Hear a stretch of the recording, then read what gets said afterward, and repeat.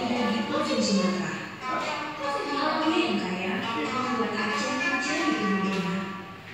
Samudra yang luas dan pegunungan yang menyimpan berjuta pesona membuat Aceh dikenal dengan negeri yang tak habis dalam satu pakom cerita.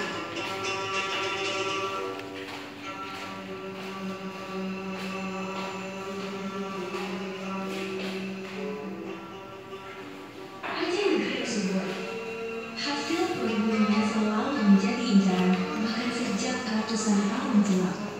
Karena itu pula, negeri di semenanjung Selat Malaka ini dikenal luas ke seluruh penjuru dunia.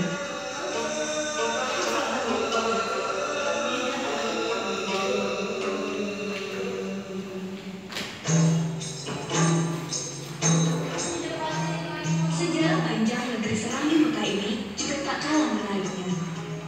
Dari sejumlah literatur, kita bisa tahu betapa heroiknya para pejuang Aceh dalam mempertahankan negeri ini dari penjajah. Kebudayaan Iskandar Muda, Tengku Umar, Cut Nyadin, Cut Mutia, dan Tengku Cik Ditiro